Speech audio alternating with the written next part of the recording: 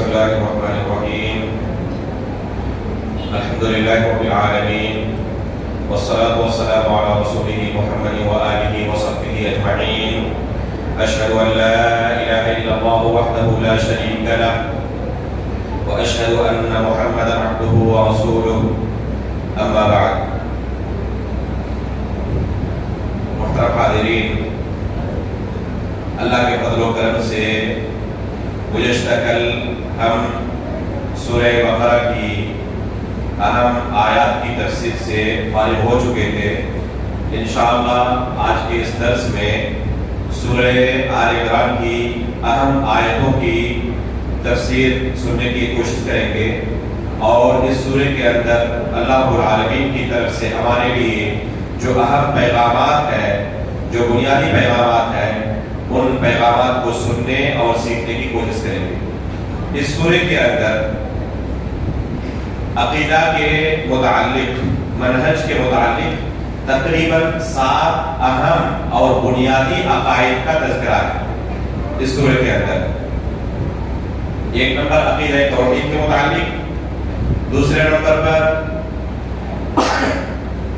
بعد الموت کے متعلق کہ مرنے کے بعد ہمیں دوبارہ زندہ کیا جائے گا، اٹھایا جائے گا، تیسرے نمبر پر معجزہ اور کرامات اولیاء کے متعلق، معجزہ اور کرامات اولیاء، چوتھے نمبر پر رسول اللہ صلی اللہ علیہ وسلم علم غیب جانتے تھے یا نہیں جانتے تھے، پانچویں نمبر پر شہداء کے متعلق ہمارا کیا عقیدہ ہونا چاہیے، وہ زندہ ہے یا انہیں مردہ کہہ سکتے ہیں، اور چھٹے نمبر پر عیسیٰ علیہ السلام کے متعلق کہ کیا انہیں زندہ اٹھا لیا گیا ہے اور دوبارہ پھر قیامت سے پہلے دنیا میں آئیں گے یا نہیں آئیں گے، اس بارے میں ہمارا عقیدہ کیا ہونا چاہیے، اور 7ویں نمبر پر وحدت ادیان کا عقیدہ رکھنا یہ کیا ہے اور اس کا کیا حکم ہے۔ بہت سارے لوگ آج کے زمانے میں وحدت ادیان کا عقیدہ بلند کرنے کی کوشش کر رہے ہیں، اس کا کیا حکم ہے اس سورہ کے اندر اللہ رب العالمین نے اس مسئلے کے متعلق بھی بیان کیا ہے۔ یہ 7 بنیادی عقائد کے متعلق مسائل ہیں، انشاءاللہ ان عقائد کا اس سورہ کی روشنی میں ہم تذکرہ کریں گے اور سیکھنے کی کوشش کریں گے کہ ہمارا ان مسائل کے متعلق کیا عقیدہ ہونا چاہیے۔ اسی طرح اس سورہ کے اندر دعوت و تبلیغ کے اصول و ضابطے کو اللہ رب العالمین نے بیان کیا ہے۔ دعوت و تبلیغ کے کیا اصول و ضابطے ہیں، کون دعوت و تبلیغ کا کام کر سکتا ہے، اس کا کیا طریقہ ہونا چاہیے، اس سورہ کے اندر اللہ رب العالمین نے اسے بیان کیا ہے۔ اسی طرح محکم اور متشابہ آیات جو ہے، اس تعلق سے اللہ رب العالمین نے اس سورہ کے شروع میں بیان کیا ہے کہ محکم اور متشابہ آیات قرآن کریم کے اندر ہے، ایک مومن کا ان آیات کے متعلق کیا رویہ ہونا چاہیے۔ اس سورہ کے اندر 4 اہم دعاؤں کا تذکرہ ہے، شروع سے لے کر آخر تک 4 اہم دعاؤں کا تذکرہ ہے۔ انشاءاللہ ہم ان دعاؤں کو بیان کریں گے اور ان کی کیا اہمیت ہے اسے بھی بیان کریں گے۔ اس سورہ کے اندر 2 اہم غزوات کا تذکرہ ہے، رسول اللہ صلی اللہ علیہ وسلم کے 2 اہم غزوات کا تذکرہ ہے، اور حمراء الاسد کو اگر شامل کر لیں تو 3 غزووں کا تذکرہ ہے۔ ایک ہے غزوہ بدر، غزوہ احد، اور حمراء الاسد کو مستقل غزوہ مانے تو غزوہ حمراء الاسد، تو اس طرح 3 غزوے ہو جائیں گے۔ تو ان غزوات کا تذکرہ اس سورہ کے اندر آیا ہے، اور آخر میں کامیابی کے 4 اصول اللہ تعالیٰ نے اس سورہ کے اندر بیان کیا ہے۔ ہر کوئی چاہتا ہے کہ ہم کامیاب ہوں، اس کا طریقہ کیا ہوگا، اللہ رب العالمین نے اس سورہ کے آخر میں 4 اصول و ضابطے بیان کیے ہیں کہ اگر تم کامیاب ہونا چاہتے ہو تو اس طریقے پر چلو۔ تو یہ اس سورہ کے بنیادی عناوین ہیں جن کا تذکرہ اللہ رب العالمین نے اس سورہ کے اندر کیا ہے۔ سب سے پہلی چیز ہم نے عقائد کے سلسلے میں ذکر کیا کہ عقیدہ توحید کا اس سورہ کے اندر اللہ رب العالمین نے متعدد آیات کے اندر بیان کیا ہے، شروع کے اندر بھی، بیچ میں بھی، آخر میں بھی۔ اس سورہ کی شروعات ہی توحید سے ہوتی ہے، الف لام میم اللہ لا الہ الا هو الحی القیوم۔ गुज़श्ता कल आयत कुर्सी की तफसीर में अल्लाह ला इलाहा इल्ला हुवल हय्युल क़य्यूम की तफसीर गुजर चुकी है और वहां बयान किया गया था कि ला इलाहा इल्लल्लाह का क्या सही माना है और उसके मुतालिक हमारा क्या अकीदा होना चाहिए। कि ला इलाहा इल्लल्लाह के मुतालिक मैंने एक मुस्तकिल किताब छोटी सी पतली सी तरतीब दी है, सिर्फ 11 सफ़े की किताब है। इसके अंदर ला इलाहा इल्लल्लाह की फजीलत, उसके मानी, अरकान, शुरूत और नवाकिस, इन 5 चीजों का तज़किरा है। अरबी ज़बान में एक किताब है तलबा के याद करने के लिए और मसाजिद के अंदर आम लोगों को उनकी ज़बान में इन अहम मसाइल को बयान करने के लिए। तो ला इलाहा इल्लल्लाह के ताल्लुक से कुछ चीजें बयान की गई थी। अगर कभी मौका मिले तो इंशाअल्लाह इन मसाइल को भी आपके सामने रखने की हम कोशिश करेंगे। अल्लाह रब्बुल आलमीन से दुआ करते हैं कि अल्लाह रब्बुल आलमीन कोई मौका निकाल दे ताकि इन अहम मसाइल को भी आपके सामने हम रख सकें। तो अल हय अल क़य्यूम के ताल्लुक से गुज़श्ता कल बयान किया गया था कि अल्लाह ताला के जितने अस्मा है, जितने नाम है, उन तमाम नामों का अगर खुलासा आप पेश करना चाहे तो ये 2 नाम है, अल हय और अल क़य्यूम। अल हय ये नाम ऐसा नाम है जो तमाम सिफाते ज़ातिया का मर्जा है और अल क़य्यूम ऐसा नाम है जो तमाम सिफाते फ़िअलिया का मर्जा है। तो अल हय और अल क़य्यूम तमाम नामों को शामिल है। उसके बाद अल्लाह रब्बुल आलमीन की तौहीद के मुतालिक सूरह के शुरू में ही अल्लाह ताला ने बयान किया इन्नल्लाह ला यख़्फ़ा अलैहि शैउन फ़िल अर्दि वला फ़िस समा, कि ज़मीन और आसमान के अंदर कोई ऐसी चीज नहीं है जो अल्लाह रब्बुल आलमीन से मख्फी रह सके, पोशीदा रह सके। अगर एक इंसान का अकीदा इसके मुताबिक हो जाए तो कभी वो गुनाह कर सकता है, चाहे लोगों के सामने हो या रूह बंद करके गुनाह करे, चाहे रोशनी में हो या अंधेरे में हो, अल्लाह रब्बुल आलमीन से वो बच नहीं सकता, लोगों की निगाहों से बच सकता है। इन्नल्लाह ला यख़्फ़ा अलैहि शै, अल्लाह रब्बुल आलमीन से कोई भी चीज ज़मीन और आसमान के अंदर मख्फी नहीं हो सकती, कोई चीज मख्फी नहीं हो सकती। हर चीज को अल्लाह रब्बुल आलमीन जानते हैं। यहां तक कि कहते हैं कि अंधेरी रात के अंदर चट्टान के नीचे उस अंधेरी जगह पर काली चींटी को भी अल्लाह रब्बुल आलमीन रिज़्क़ अता करता है और अल्लाह रब्बुल आलमीन को उसका भी इल्म होता है। ये हमारे रब की जात है जिससे कोई चीज मख्फी नहीं है, जो समीर है, हर चीज को सुनने वाला, जो बसीर है, हर चीज को देखने वाला। सुनने की ताकत, देखने की ताकत अल्लाह ने मखलूक को भी दी है, लेकिन अल्लाह रब्बुल आलमीन के पास जो सुनने और देखने की ताकत है, दोनों ताकतों में कोई मुशाबहत नहीं। हमारे पास देखने की ताकत है लेकिन बहुत ही महदूद ताकत। कहां तक देख सकते हैं? जहां तक हमारी इस नजर के मुवाफिक रोशनी हो। अगर रोशनी भी हो लेकिन हमारी नजर के मुवाफिक ना हो, नहीं देख सकते। बहुत तेज रोशनी हो जाए, जैसे कि कोई शख्स चल रहा हो रोड पे, अचानक हेडलाइट उसकी नजर के सामने आ जाए, किसी गाड़ी की हेडलाइट, कुछ देख पाता है? आंखें चुंधिया जाती है, कुछ नजर नहीं आता। बसारत तो है, देखने की ताकत तो है, लेकिन बहुत ही महदूद ताकत है। अभी अगर लाइट चले जाए कुछ नजर नहीं आएगा। ताकत तो है लेकिन महदूद ताकत है। हम रात को नहीं देख सकते, कुछ मखलूकात ऐसी है जो रात को देख सकती है, दिन को नहीं देख सकती। मछलियां पानी के अंदर जाके देखती हैं, लेकिन हम पानी के अंदर जाए कुछ नजर नहीं आता है। तो मखलूक के अंदर जो देखने की ताकत है, एक मखलूक के साथ दूसरे मखलूक की मुशाबहत कुछ भी नहीं। एक मखलूक को दूसरे मखलूक के साथ तशबीह नहीं दे सकते, तो क्या खालिक को मखलूक के साथ मुशाबहत दे सकते हैं, तशबीह दे सकते हैं? तो हम अल्लाह रब्बुल आलमीन के लिए देखने की ताकत, सुनने की ताकत को साबित करेंगे, लेकिन कैसी देखने की ताकत है? जिस तरह उसकी शान के लायक है, उसकी कोई मुशाबहत हम पेश नहीं कर सकते, उसे किसी चीज की तरह बनाकर पेश नहीं कर सकते।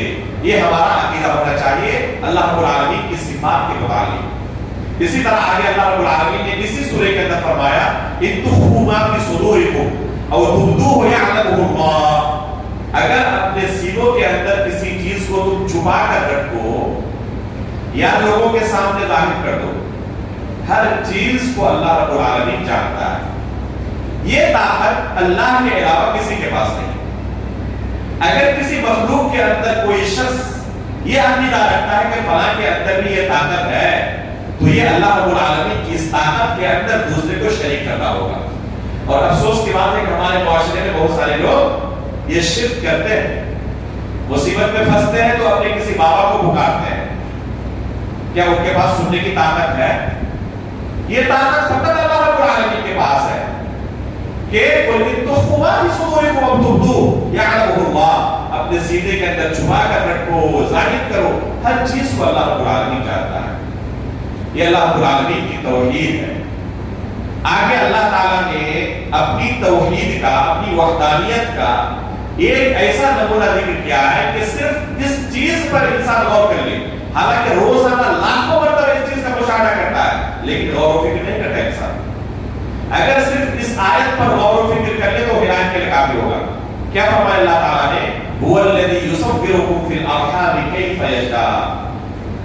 رحم مادر کے اندر، ماں کے پیٹ کے اندر اللہ رب العالمین جیسے چاہتا ہے تمہیں شکل و صورت عطا کرتا ہے. اللہ تعالیٰ کے ناموں میں سے ایک نام ہے المصور، شکل و صورت عطا کرنے والا. دنیا میں روزانہ کتنے لوگ پیدا ہوتے ہیں؟ بے شمار، ہم شمار تک نہیں کر سکتے. روزانہ لاکھوں لوگ دنیا میں روزانہ پیدا ہوتے ہیں. جب سے دنیا بنی ہے آج تک کتنے لوگ دنیا میں آئے اس کا کوئی ہمارے پاس شمار نہیں، حساب نہیں ہے. کسی کی شکل کسی سے ملتی ہے؟ کسی دوسرے کی شکل کسی سے نہیں ملتی. کیا یہ کام کسی مخلوق کا ہو سکتا ہے؟ کسی مخلوق کے پاس یہ طاقت ہے کہ الگ الگ اس طرح شکلیں تیار کر سکے؟ دنیا کے کسی بڑے سے بڑے آرٹسٹ کو، جو لوگ تصویریں بناتے ہیں نا، بہت بڑے آرٹسٹ ہیں دنیا کے، تمام آرٹسٹ کو جمع کر لیں اور ان سے کہیں کہ ہمیں کچھ تصویریں، فرضی تصویریں آپ بنا کے دیں. کتنی تصویریں بنا سکتا ہے فرضی؟ 100 200 1000 2000 کے بعد ان کا ذہن جواب دے جائے گا، ان کی عقل جواب دے جائے گی، آگے اور کوئی نئی تصویر نہیں مل رہی ہے. ایک دن کے اندر دنیا میں جتنے لوگ پیدا ہوتے ہیں، دنیا کا بڑا سے بڑا آرٹسٹ اتنی تصویریں نہیں بنا سکتا، اتنی شکلیں نہیں بنا سکتا. اور اللہ رب العالمین روزانہ بے شمار لوگوں کو نئی نئی شکلیں دے رہا ہے. وہ الذی یصورکم فی الارحام کیف یشاء. کیا اللہ رب العالمین کی وحدانیت کی بہت بڑی دلیل نہیں ہے؟ کیا کسی مخلوق کے بس کی بات ہے کہ کام کر سکے؟ کتنی بڑی دلیل ہے ہماری یہ شکل کہ اللہ رب العالمین نام سے کوئی ذات ہے جو ان تمام چیزوں پر قدرت رکھنے والا ہے، طاقت رکھنے والا ہے. اور یہ ایسی طاقت ہے جو اس کے علاوہ کسی کے بس کی بات ہی نہیں ہے. یہ فنگر پرنٹ کبھی آپ نے غور کیا؟ کسی کے ساتھ کسی کا ملتا ہے؟ کسی کے ساتھ کسی کا نہیں ملتا. آنکھوں کا ریٹینا، جب آدھار کارڈ آپ بناتے ہیں تو آنکھوں کا ریٹینا لیتے نہیں لیتے. کسی انسان کے ساتھ کسی کا نہیں ملتا. اس سے جو روشنی نکلتی ہے دنیا کے اندر کسی بھی شخص کا ریٹینا دوسرے کے آنکھوں کے ریٹینے سے نہیں ملتا. کسی انسان کے بس کی بات ہے کہ کام کر سکے؟ یہاں تک کہ جسم کی جو بو ہوتی ہے، یہ بو بھی ہر شخص کی الگ الگ ہے. کہیں پر کوئی قتل کا واردات ہو جائے تو پولیس والے قاتل تک پہنچنے کے لیے کیا کرتے ہیں؟ کتوں کا استعمال کرتے ہیں. کرتے نہیں کرتے؟ یہ کتے کس کام کے ہوتے ہیں؟ کس طرح پکڑتے ہیں قاتل کو؟ ایک قاتل وہاں سے گزرا ہے تو اس کے جسم کی بو وہاں پر موجود ہے اور سونگتے سونگتے قاتل تک وہ کتے پہنچ جاتے ہیں. اللہ رب العالمین نے اس مخلوق کو، کتے کو یہ طاقت دی ہے کہ صرف سونگ کر بتا سکتا ہے کہ یہ فلاں کی بو ہے، فلاں شخص کیسے گزرا ہے. دنیا کے کسی شخص کی بو کسی دوسرے شخص سے نہیں مل سکتی. وہ الذی یصورکم فی الارحام کیف یشاء. کبھی ہم نے غور کیا ان چیزوں پر؟ روزانہ ان چیزوں کا مشاہدہ کرتے ہیں. کتنی بڑی دلیل ہے اللہ رب العالمین کی وحدانیت کی، لیکن ان چیزوں پر ہم کبھی غور نہیں کرتے.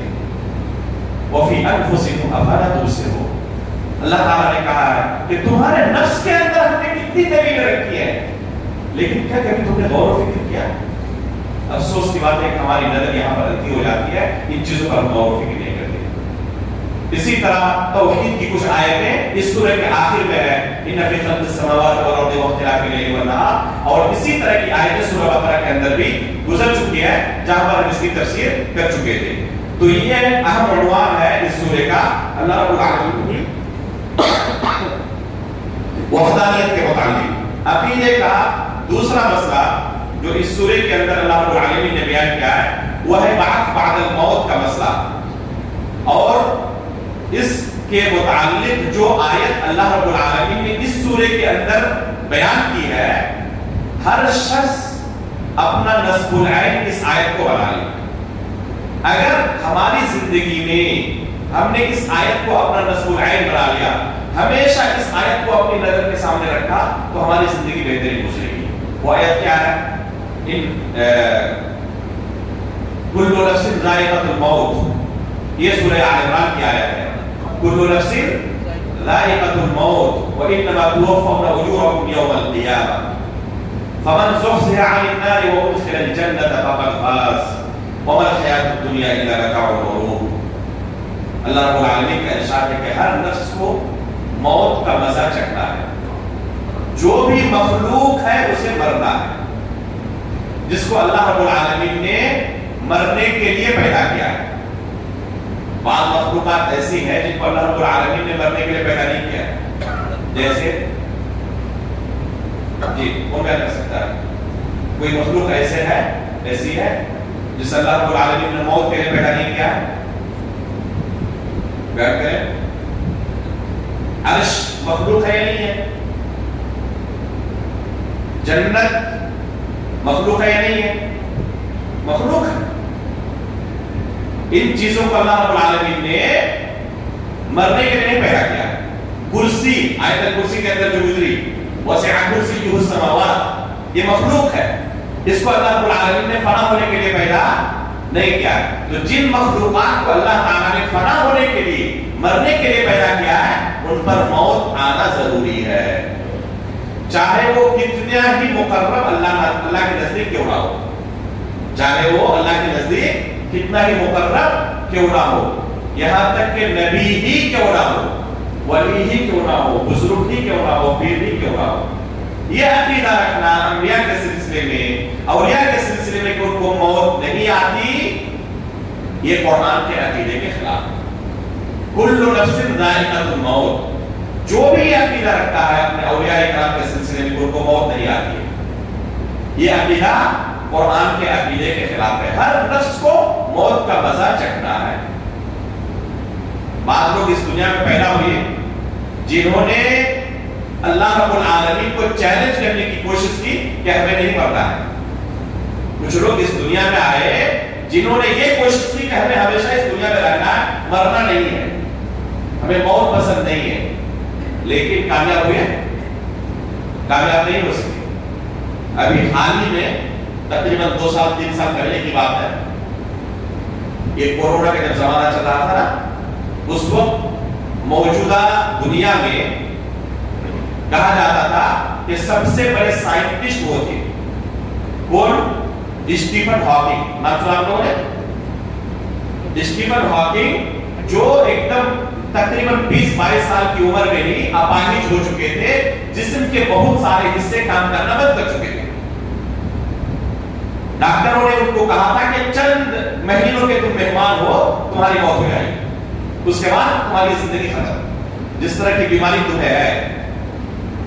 یہ بہت بڑے سائنسدان تھے، انہوں نے چیلنج کیا ڈاکٹروں کے مجھے نہیں مرنا ہے، میں ایسا کمپیوٹر تیار کروں گا اور ایسا سسٹم بناؤں گا کہ مجھے موت نہیں آ سکتی. کوشش کی، بہت حد تک ایک زمانے تک کامیابی ہوئی، یہاں تک کہ آخر میں ان کے جسم کے اعضاء کام کرنے بند کر دیے تھے. اپنے کمپیوٹر کو آپریٹ کرنے کے لیے ہاتھ وغیرہ نہیں چلا پاتے تھے. کس سے آخر میں آپریٹ کرتے تھے؟ BBC ہندی وغیرہ میں تفصیل کے ساتھ یہ رپورٹ چھپی تھی. آنکھوں کے ریٹینے سے وہ اپنے کمپیوٹر کو آپریٹ کرتے تھے. وہ ان کی اگر تصویر کہیں ملے تو آپ دیکھیں گے کہ کرسی پر بیٹھے ہوئے ہیں اور ان کے سامنے ہی ان کی اسکرین ہے کمپیوٹر کی، جس طرح اسکولوں میں رہتے ہیں نا بچے پڑھتے ہیں، ان کے سامنے ان کی اسکرین ہے اور آنکھوں کے ریٹینے سے اپنے کمپیوٹر کو آپریٹ کرتے تھے. وہ کچھ ہی آنا تھے جو کام کر رہے تھے اور ایک ایسا سسٹم انہوں نے تیار کیا تھا یہ سوچ کر کہ اس سے مجھے موت نہیں آئے گی لیکن بچ سکے، آخر میں موت ان کو بھی آئے گی. تو یہ اللہ رب العالمین کا اصول ہے، ہر شخص کو مرنا ہے، اس دنیا کو چھوڑ کے جانا ہے، چاہے زندگی کتنی لمبی کیوں نہ ہو جائے لیکن ایک نہ ایک دن ہمیں اس دنیا کو الوداع کہنا ہے. یہ اہم نہیں ہے، یہ سسٹم کا حصہ ہے مرنا. اہم کیا ہے اس کے بعد والے کلمے میں کیا ہے وہ انما توفون اجورکم یوم القیامہ، قیامت کے دن جو کچھ تم نے دنیا میں کیا ہے پورا اس کا بدلہ دیا جائے گا تمہیں. نیکی ہے تو نیکی، بدی ہے تو بدی. ایک دوسری آیت میں اللہ تعالیٰ نے کیا کہا ہے فَمَن يَعْمَلْ مِثْقَالَ ذَرَّةٍ خَيْرًا يَرَهُ وَمَن يَعْمَلْ مِثْقَالَ ذَرَّةٍ شَرًّا يَرَهُ. آپ نے کبھی اس آیت پر غور کیا کہ کس چیز کی مثال اللہ تعالیٰ نے دی؟ ذرے کی مثال دی اللہ نے کہ ذرے کے برابر بھی اگر کسی نے نیکی کیا ہے اس کو بھی دیکھے گا، گناہ کیا ہے اس کو بھی دیکھے گا. ذرہ کسے کہتے جاتے ہیں؟ ذرہ اتنی حقیر چیز ہے، اتنی چھوٹی اور باریک چیز ہے کہ ننگی آنکھوں سے اسے آپ نہیں دیکھ سکتے. اگر کسی روم میں کوئی سوراخ ہو اور سورج کی شعاعیں روم کے اندر آ رہی ہو تو اس روشنی میں آپ ان ذروں کو دیکھ سکتے ہیں بس. حالانکہ پورے روم کے اندر وہ ذرے ہیں لیکن ننگی آنکھوں سے نظر نہیں آ رہے ہیں. کہاں پر نظر آ رہے ہیں؟ جہاں سے روشنی کمرے کے اندر آ رہی ہے، صرف وہاں پر وہ ذرے نظر آ رہے ہیں، حالانکہ ہے پورے روم میں. ان ذروں کی اللہ تعالیٰ نے مثال دی ہے کہ اس کے برابر بھی اگر تم نے نیکی کی ہے اس کا بھی بدلہ ملے گا، گناہ کیا ہے اس کا بھی بدلہ ملے گا. اس کے بعد اللہ تعالیٰ نے کیا کہا فَمَن زُحْزِحَ عَنِ النَّارِ وَأُدْخِلَ الْجَنَّةَ فَقَدْ فَازَ. جو شخص جہنم سے نجات پا گیا، جنت کو اسے داخلہ مل گیا تو حقیقت میں یہی بندہ کامیاب. اصل کامیابی یہی ہے. دنیا کے اندر ایک شخص نے بادشاہت کی زندگی گزاری اور آخرت میں اگر جا کے جہنم چلا گیا تو اس سے بڑی ناکامی کچھ نہیں تھی. اور دنیا کے اندر بہت ہی قسم پرسی کی زندگی گزری لیکن آخرت میں جنت مل گئی تو اس سے بڑا بادشاہ کچھ کوئی نہیں ہے. آج کل لوگوں نے کامیابی کا معیار کس سے بنا لیا ہے؟ جس کے پاس آشائشیں ہو، ہر طرح کی نعمتیں ہو، گرچہ آخرت تاریخ ہو، وہ کامیاب ہے. میرے بھائیوں یہ ششمانی امتحان ہے، آپ یہ ایگزام ہے. یہ دنیاوی زندگی اگر اس ایگزام میں آپ کسی طرح بھی پاس ہو گئے اور آخرت کے اندر بھی اگر آپ کا وہاں پر رزلٹ پاس رہا تو آپ پاس ہیں. اور اس دنیا میں تو بہت اچھے مارکس آپ کے آئے، آخرت میں 0 تو آپ کیا ہو گئے؟ فائنل ایگزام میں 0 ہو گئے تو فیل ہو گیا. اور وہاں پر فیل ہونے کا مطلب ہے کہ زندگی بھر جہنم میں. اگر حالت ایمان پر کسی کی وفات ہوئی ہو تو ایک نہ ایک دن وہ جنت پہ ضرور جائے گا انشاءاللہ. ہمارا عقیدہ یہی ہے. تو یہ آیت جو ہے یہ آیت بہت ہی اہم آیت ہے. ہر ایک کو ہمیشہ یہ آیت اپنی نظر کے سامنے رکھنی چاہیے. اس کے بعد اللہ رب العالمین نے اس سورے کے اندر تیسرے عقیدے کا مسئلہ جو بیان کیا ہے وہ ہے معجزہ اور کرامات اولیاء کے سلسلے میں. 2 نبیوں کا قصہ اللہ نے ذکر کیا ہے معجزے کے طور پر. ایک عیسیٰ علیہ السلام کا واقعہ اور ایک زکریا علیہ السلام کا واقعہ. عیسیٰ علیہ السلام کا واقعہ کیا بیان کیا اللہ تعالیٰ نے کہ اللہ رب العالمین نے معجزے کے طور پر انہیں ڈاکٹری کے میدان میں ایسی طاقت عطا کی تھی جو لوگوں کے لیے خرق عادت چیز تھی. معجزہ کسے کہتے ہیں؟ جو خرق عادت چیز ہو. عادتاً لوگوں کے یہاں ان چیزوں کا ہونا ممکن نہ ہو. جیسے مرنے کے بعد کسی کو دوبارہ زندہ کرنا کیا کسی انسان کے لیے ممکن ہے؟ اللہ رب العالمین نے عیسیٰ علیہ السلام کو یہ معجزہ عطا کیا تھا. کوئی کوڑ کا مریض ہو تو اللہ رب العالمین نے عیسیٰ علیہ السلام کو یہ معجزہ دیا تھا کہ وہ ہاتھ پھیلا کرتے اور وہ صحیح ہو جاتا. انی اخلق لکم من الطین کہیئۃ الطیر فانفخ فیہ فیکون طیرا باذن اللہ. کوئی کہہ سکتا ہے کہ یہ طاقت تو اللہ رب العالمین کے پاس ہے نا، مردے کو زندہ کرنا اور کسی مٹی سے پرندے کی شکل بنا کر اس میں روح پھونکنا اور وہ اڑنے لگے پرندہ، یہ طاقت تو فقط اللہ تعالیٰ کے پاس ہے۔ اور عیسیٰ علیہ السلام یہ کام کرتے تھے، اس کا مطلب کیا ہوا؟ نعوذ باللہ من ذالک، بعض لوگ نتیجہ نکالتے ہیں کہ وہ اللہ رب العالمین کے درجے پر فائز ہو گئے، یہاں تک کہ ان کو اللہ رب العالمین کے درجے پر فائز کرتے ہیں اور اللہ کی طرف ان کی بھی باتوں کی عبادت کرتے ہیں، یہ کفر ہے۔ اس آیت میں اللہ رب العالمین نے ان معجزات کا تذکرہ کرتے ہوئے کیا کہا؟ ہر معجزے کے بعد بِإِذْنِ اللہ کہا، کہ اللہ رب العالمین کے اذن سے، اللہ رب العالمین کی طرف سے جو کو طاقت ملی تھی، اس طاقت سے تو محتاج تھے، اپنی طاقت نہیں تھی، اللہ رب العالمین نے بطور معجزہ ان کو یہ طاقت دی تھی، تو یہ ان کی اپنی طرف سے نہیں تھی۔ تو یہ عیسیٰ علیہ السلام کا معجزہ ہے، اور زکریا علیہ السلام کا معجزہ کیا ہے؟ انہوں نے کیا کہا کہ اللہ رب العالمین نے انہیں بشارت دی کہ یحییٰ علیہ السلام کو بطور اولاد آپ کو نعمت عطا کریں گے۔ تو انہوں نے کیا کہا تھا کہ اللہ میں بڑھاپے کی عمر کو پہنچ چکا ہوں، اس عمر میں کہاں کسی کو بچہ ہو سکتا ہے، اوپر سے میری بیوی کیا ہے؟ وَمَرْأَتِي عَاقِرٌ، بانجھ ہے، میں بڑھاپے کی عمر کو پہنچ چکا اور بیوی بانجھ ہے، ایسے موقع پر کیسے اولاد ہو سکتی ہے؟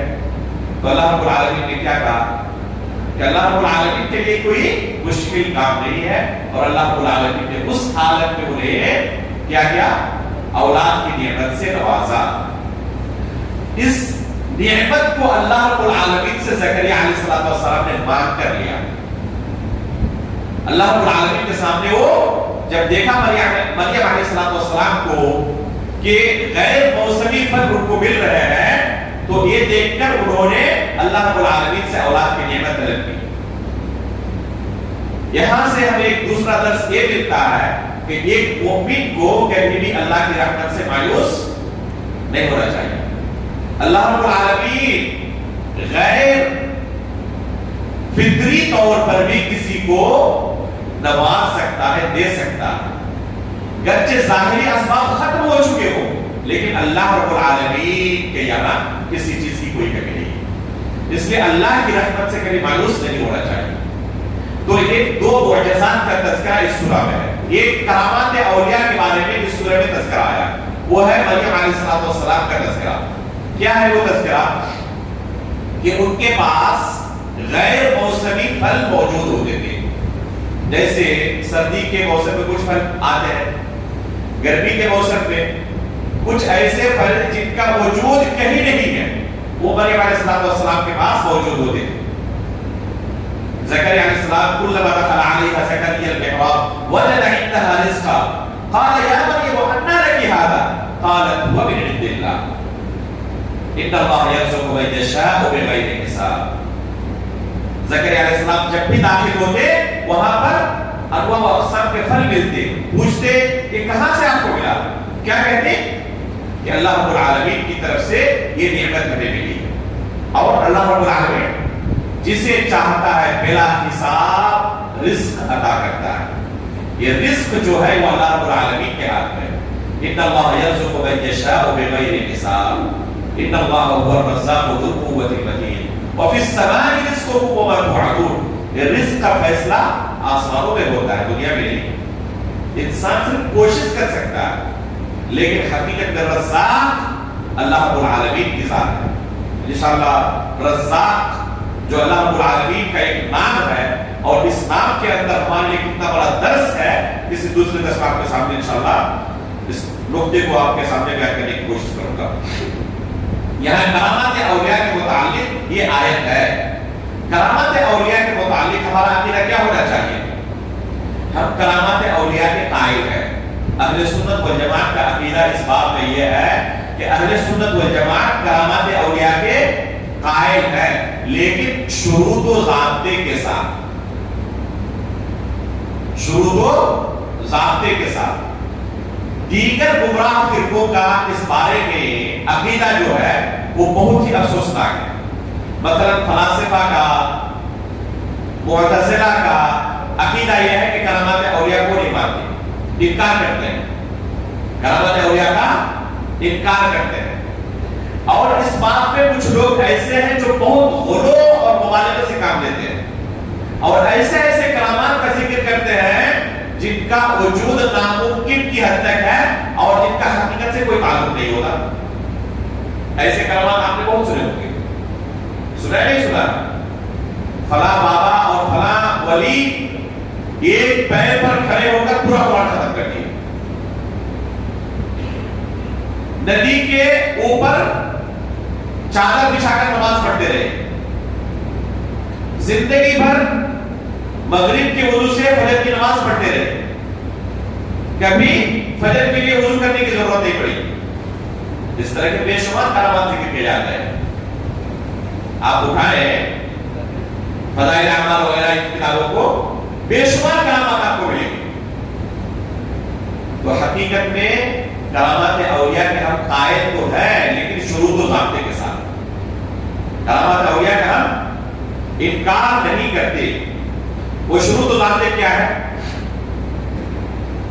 پہلی شرط ہے جن کے یہاں اس طرح کی چیز واقع ہوئی ہو وہ کتاب و سنت پر عمل کرنے والا، جن کے بارے میں دعویٰ کیا جا رہا ہے کہ فلاں کے یہاں کوئی کرامت ظاہر ہوئی ہے، تو پہلے اس شخص کو دیکھیں کہ کتاب و سنت پر عمل کرنے والا ہے یا کوئی نشیڑی ہے، شرابی اور کبابی ہے۔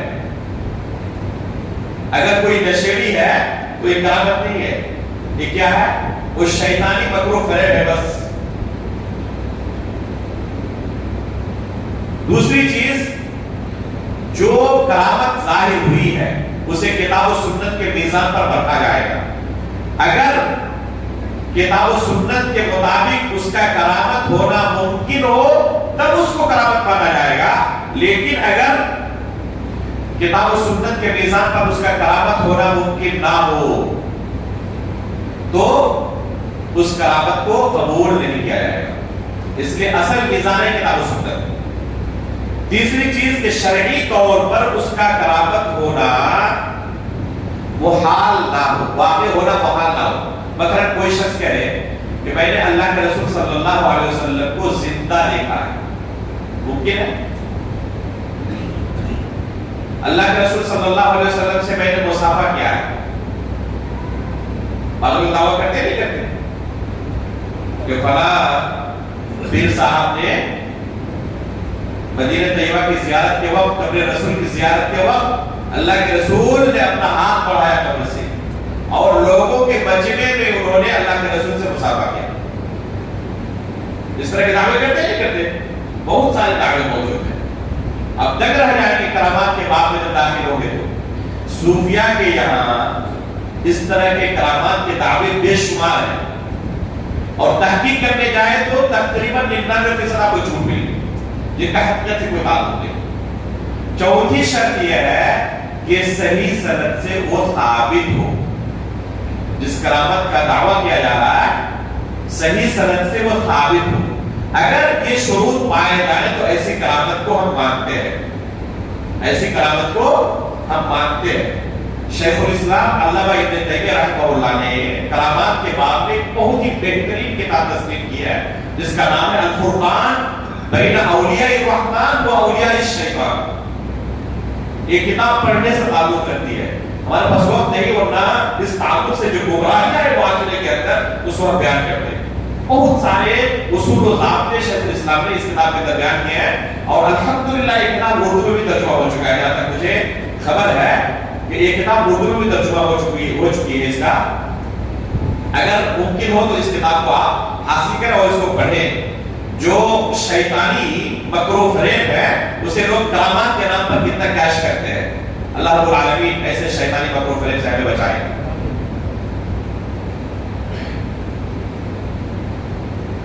چوتھا عقیدہ جو بیان کیا گیا ہے کہ اللہ کے رسول صلی اللہ علیہ وسلم علم غیب نہیں جانتے تھے۔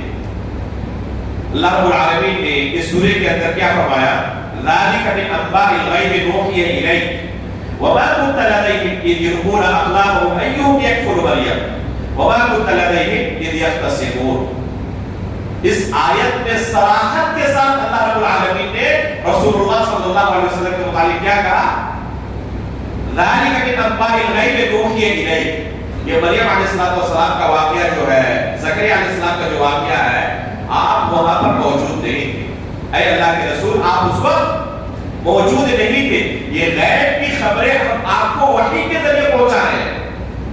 وما كنت لديهم اذ يلقون اقلامهم ايهم يكفر مریم، جب وہ اپنے قلم ڈال رہے تھے کہ مریم علیہ السلام کی کفالت کون کرے گا، تو آپ وہاں موجود نہیں تھے۔ یہ چیزیں ہم نے آپ کو وحی کے ذریعے خبر دی ہے۔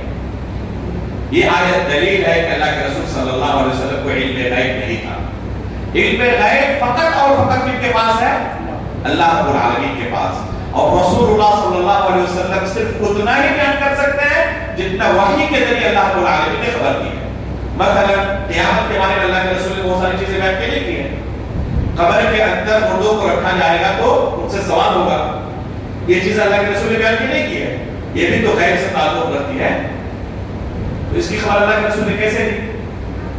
تو غیب کے متعلق اللہ کے رسول کے بارے میں ہمارا عقیدہ کیا ہونا چاہیے کہ مطلقاً علم غیب فقط اللہ کے پاس ہے، کسی مخلوق کے پاس نہیں، ان میں رسول اللہ صلی اللہ علیہ وسلم بھی شامل ہے، لیکن رسول اللہ صلی اللہ علیہ وسلم کے پاس اللہ کی طرف سے وحی آتی تھی۔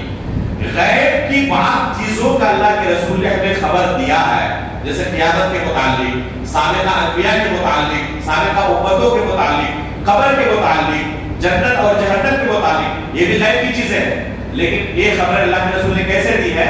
وحی کے ذریعے دی ہے۔ مطلقاً اللہ کے رسول کو علم غیب نہیں تھا۔ ایک مجلس میں ایک دشمن خاتون نے اللہ کے رسول کو اور آپ کے ساتھ ایک دوسرے صحابی تھے زہر آلود بکری پیش کر دی کھانے میں۔ اللہ کے رسول نے ایک لقمہ منہ میں رکھ لیا تھا اور دوسرے صحابی نے کھا لیا تھا کچھ حصہ۔ کیا ہوا تھا نتیجے میں؟ اس صحابی کی وفات ہو گئی۔ اگر ایک منٹ کے لیے مان لیتے کہ اللہ کے رسول عالم الغیب تھے، نتیجہ کیا نکلے گا؟ جان بوجھ کر اللہ کے رسول نے اپنے ساتھی کو موت کے منہ میں جانے کے لیے دیا، نعوذ باللہ من ذالک۔ اس طرح بے شمار واقعات ہیں جو اس بات کی دلیل ہے کہ اللہ کے رسول عالم الغیب نہیں تھے، اور اس سورے میں اس آیت میں اللہ تعالیٰ نے اس عقیدے کو بیان کیا۔ اسی طرح شہداء کے متعلق اللہ رب العالمین نے اس سورے کے اندر بیان کیا ہے کہ شہداء کے متعلق ہمارا عقیدہ کیا ہونا چاہیے۔ کیا فرمایا اللہ تعالیٰ نے؟ وَلَا تَحْسَبَنَّ الَّذِينَ قُتِلُوا فِي سَبِيلِ اللَّهِ أَمْوَاتًا بَلْ أَحْيَاءٌ عِندَ رَبِّهِمْ يُرْزَقُونَ فَرِحِينَ بِمَا آتَاهُمُ اللَّهُ مِن فَضْلِهِ۔ اس آیت سے بہت سارے ہمارے دوست و احباب، ہمارے معاشرے کے اندر رہنے والے لوگ کیا استدلال کرتے ہیں کہ شہداء کو موت نہیں آئی ہے۔ اولیاء کرام کے سلسلے میں یہ کہنا ہے کہ وفات ہوئی ان کی توہین ہے۔ ایسے بہت سارے لوگ ملے، ایک بھائی یہی آیت پیش کر کے کہنے لگے کہ آپ کیا سمجھتے ہیں شہداء کو موت آ گئی ہے؟ میں نے اس بھائی سے کہا کہ شہید ہونے کی خواہش آپ کو ہے یا نہیں ہے؟ مجھے تو خواہش ہے اور ہر مسلمان کو ہونی چاہیے۔ تو انہوں نے کہا کہ بالکل خواہش ہے، شہادت کی موت سب سے افضل موت ہے۔ تو میں نے اس بھائی سے کہا کہ اگر شہید ہونا ہو تو کیا کرنا پڑے گا؟ تو انہوں نے کہا کہ دشمنوں سے جنگ کرنا پڑے گا۔ میں نے کہا کہ جنگ کرنے سے آپ شہید ہو جائیں گے؟ اگر آپ جیت کر آگے جائیں تو تب بھی آپ کو شہید کہا جائے گا؟ اس نے کہا نہیں، مرنا پڑے گا۔ میں نے کہا کہ جواب آپ کو مل گیا، جواب مل گیا کہ شہید ہونے کے لیے مرنا پڑے گا، بغیر مرے کوئی شہید نہیں ہو سکتا۔ تو پہلے یہ عقیدہ رکھنا پڑے گا کہ موت ہر ایک کو آنی ہے، ان میں شہداء بھی ہیں۔ اب یہاں اس آیت میں اللہ تعالیٰ نے کیا کہا ہے؟ وَلَا تَحْسَبَنَّ الَّذِينَ قُتِلُوا فِي سَبِيلِ اللَّهِ أَمْوَاتًا بَلْ أَحْيَاءٌ، کہ جو اللہ کے راستے میں قتل کیے جاتے ہیں انہیں تم مردہ نہ کہو، مردہ نہ سمجھو، بلکہ وہ زندہ ہے۔ تو یہ کون سی زندگی ہے؟ یہ دنیا میں زندگی نہیں، یہ برزخی زندگی ہے۔ یہ زندگی کون سی ہے؟ برزخی زندگی ہے۔ اور سورہ بقرہ کے اندر اللہ رب العالمین نے شہداء کی زندگی کو بیان کرتے ہوئے کیا کہا؟ وَلَكِنْ لَا تَشْعُرُونَ، ان کی زندگی کے بارے میں تم شعور نہیں کر سکتے کہ وہ کیسی زندگی ہے، وہ غیب سے تعلق رکھنے والی زندگی ہے۔ مرنے کے بعد شہداء کی زندگی کیسی زندگی ہوتی ہے ہم صرف اتنا بیان کر سکتے ہیں جتنا اللہ تعالیٰ نے قرآن کریم کے اندر اور رسول اللہ صلی اللہ علیہ وسلم نے اپنی احادیث کے اندر بیان کر دیا ہے. اس سے ایک نقطہ بھی اپنی طرف سے ہم نہیں بیان کر سکتے زیادہ. اس لیے یہ کہنا کہ شہداء سنتے ہیں اس لیے ہم ان سے فریاد کر سکتے ہیں, ان سے حاجت روائی کر سکتے ہیں, اس کی گنجائش نہیں ہے. یہ برزخی زندگی ہے, دنیا میں زندگی ان کی ختم ہو چکی ہے. دنیا میں زندگی میں انسان مکلف ہوتا ہے نماز کا, روزے کا اور بہت سارے احکامات کا. یہ تکلیف کی زندگی, دنیا کی زندگی ان کی ختم ہو چکی ہے. اب ان کی زندگی جو قبر کی ہے, برزخ کی ہے, جیسے اس آیت میں کیا کہا کہ اللہ رب العالمین کی طرف سے ان کو رزق دیا جاتا ہے. اب اگر کوئی کہے کہ ان کو گوشت دیا جاتا ہے یا مچھلی دی جاتی ہے تو یہ ہم نہیں کہہ سکتے, اس کی اللہ نے ہمیں خبر نہیں دی ہے. اگر کوئی کہے تو یہ تہمت ہوگی, اپنی طرف سے بیان کرنا ہوگا اور اس کی گنجائش اللہ نے ہمیں نہیں دی ہے. تو یہ برزخی زندگی ہے, دنیاوی زندگی یہی. چھٹا عقیدہ عیسیٰ علیہ السلام کو اٹھائے جانے کا ہے. انی متوفیکا ورافعک الیہ. آج کل شکیل بن حنیف کا فتنہ بہت زیادہ زور پکڑا ہوا ہے اور اسی شبہے کو پیش کرتے ہیں وہ کہ عیسیٰ علیہ السلام کے تعلق سے کیا عقیدہ رکھتے ہیں کہ عیسیٰ علیہ السلام دوبارہ نہیں آئیں گے. حالانکہ اللہ کے رسول کی بے شمار حدیثیں اس بارے میں واضح طور پر موجود ہے کہ عیسیٰ علیہ السلام قیامت سے پہلے دوبارہ آئیں گے. اللہ رب العالمین نے انہیں اٹھا لیا, رافعک الیہ. اللہ تعالیٰ نے اس آیت میں کہا کہ ہم نے آپ کو اٹھا لیا ہے. تو اللہ رب العالمین نے عیسیٰ علیہ السلام کو زندہ اٹھا لیا ہے. انہیں ابھی تک موت نہیں آئی ہے, دوبارہ دنیا میں آئیں گے اور پھر اس شریعت کے مطابق عمل کریں گے. ایک امت کے فرد کی حیثیت سے, نبی بن کر نہیں آئیں گے, امت کے فرد کی حیثیت سے آئیں گے اور پھر ان کو دوبارہ موت ہوگی. کہاں پر ہوگی ان کی خبر؟ جی کچھ سنا آپ لوگوں نے اس بارے میں؟ بہت سارے لوگ بیان کرتے ہیں کہ رسول اللہ صلی اللہ علیہ وسلم کے بغل میں اما عائشہ رضی اللہ تعالیٰ عنہ کے حجرے میں عیسیٰ علیہ السلام کو دفن کیا جائے گا. اس بارے میں کچھ حدیثیں بھی مروی ہیں لیکن تمام حدیثیں ضعیف ہیں. ابھی میرے پاس وقت نہیں ہے, میں نے اس بارے میں تفصیل سے لکھا ہے اور یہ مضمون فری لانسر میں چھپا ہوا ہے.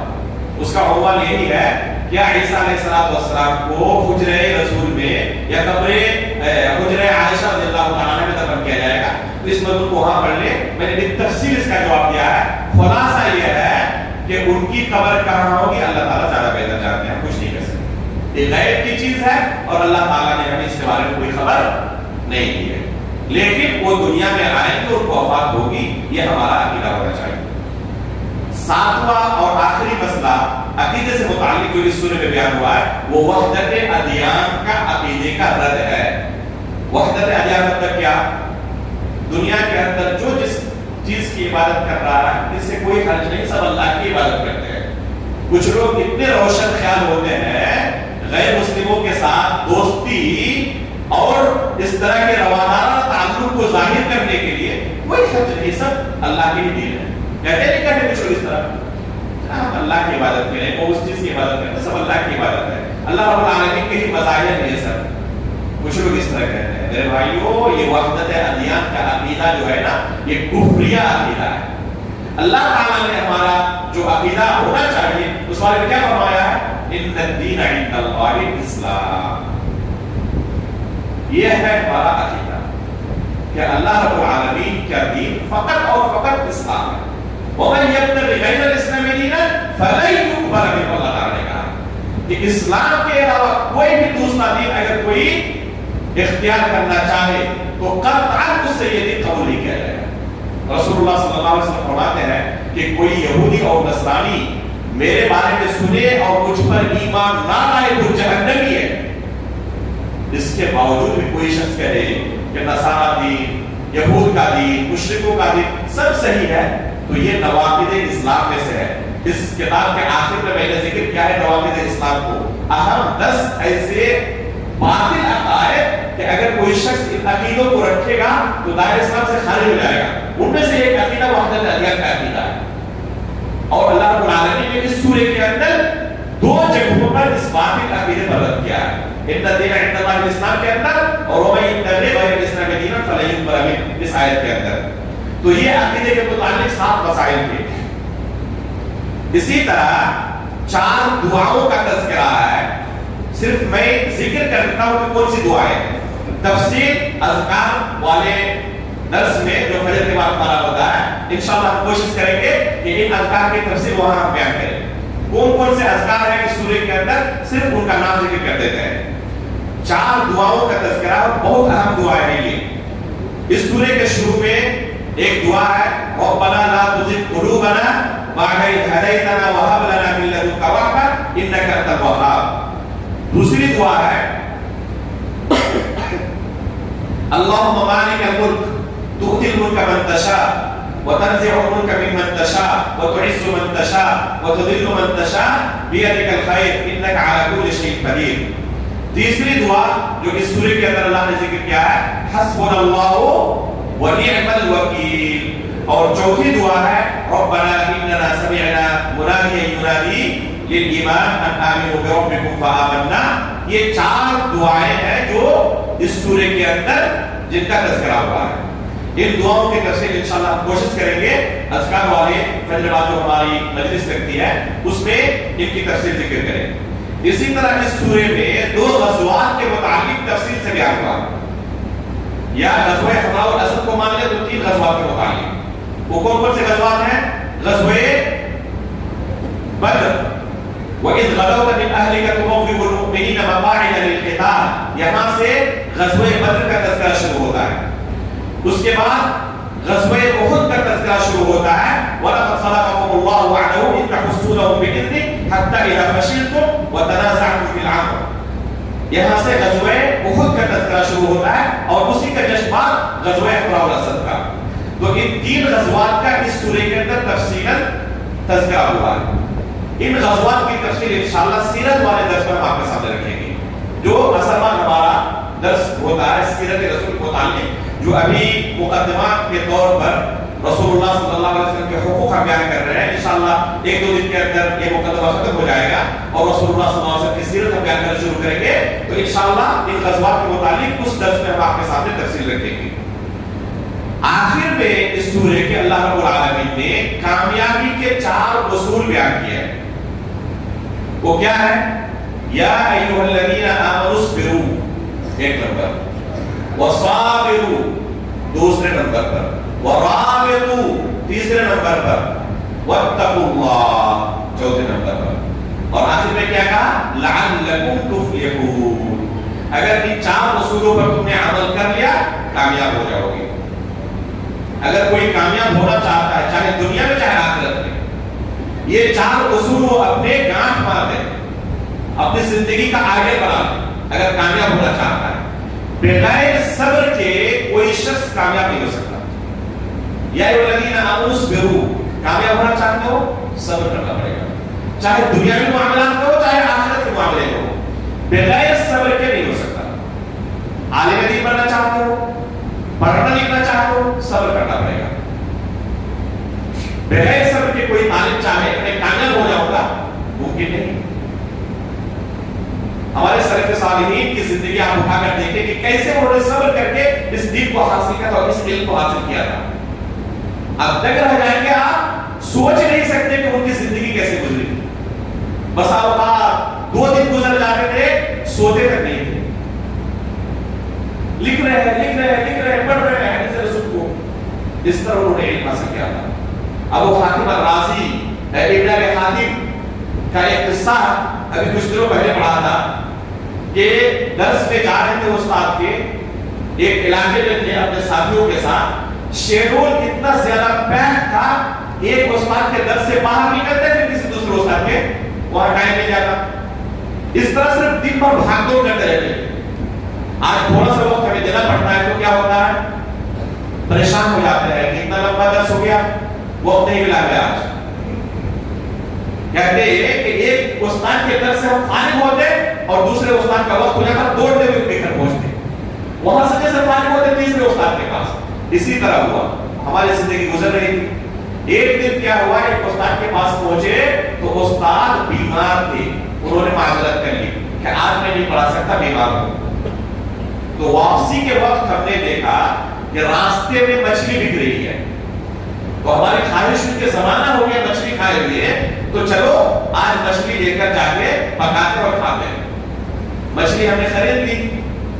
جب آنے لگے تو پہنچتے پہنچتے جہاں رہائش تھی ایک دوسرے استاد کے درس کا وقت ہو گیا.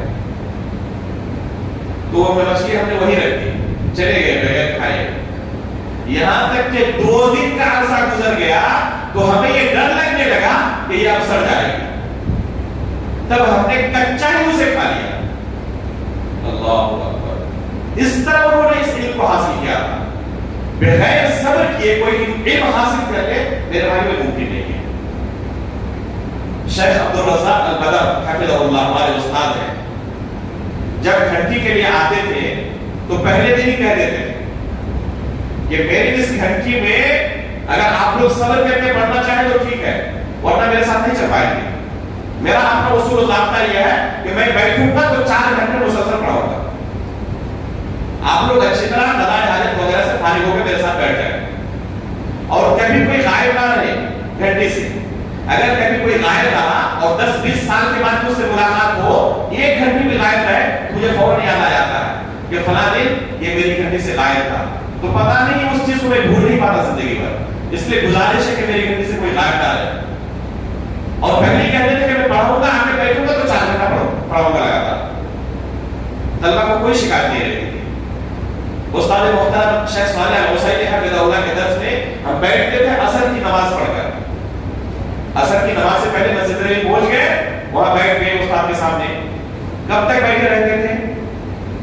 وضو کر کے آئے ہیں جامعہ سے, بیٹھے ہوئے ہیں, مغرب کی اذان ہو گئی, پڑھا رہے ہیں. اذان جیسے ہوئی استاد رک جاتے, اذان ختم ہوئی پھر پڑھنا شروع کر دیتے. یہاں تک کہ مؤذن اقامت کیا تھا وہیں پر ہم کیا کرتے, نماز کے لیے کھڑے ہوئے مسجد کے اندر پڑھ رہے تھے, وہیں پر نماز کے لیے کھڑے ہوئے آتے.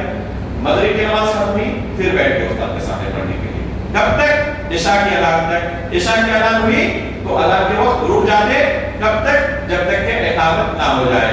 اس دوران سنت وغیرہ پڑھنا اور کچھ کرنا, آرام کرنا ہو تو آرام کا یہی وقت ہے, 10 منٹ تقریباً اذان سے لے کر اقامت تک. عشاء کی نماز کے بعد پھر بیٹھ جاتے پڑھنے کے لیے, اور 1-2 گھنٹے کی مجلس چلتی. تب جاتے ہیں اکثر و بیشتر طلبہ جو مجلس میں ہوتے تھے, شاذ و نادری کوئی ہوگا جس کو عشاء کے وقت بھی وضو کی ضرورت محسوس ہو.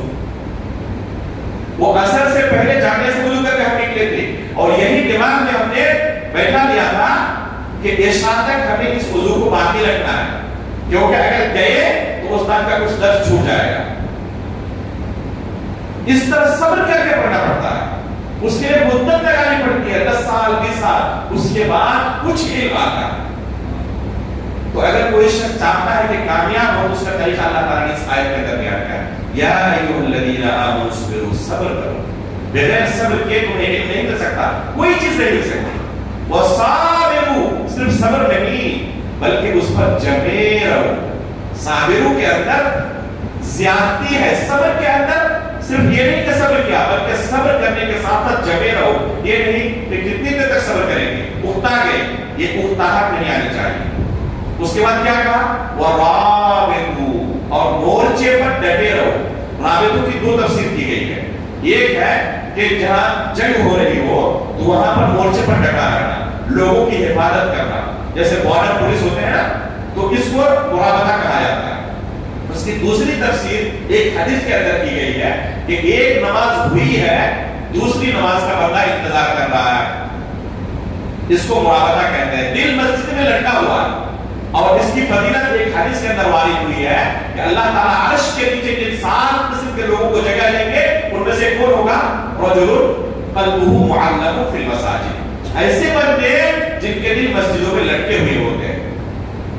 تو یہ ہے مرابطہ کا معنی. ایک نماز پڑھی ہے, دوسری نماز کا انتظار ہے کہ کب دوسری نماز کا وقت ہو جائے.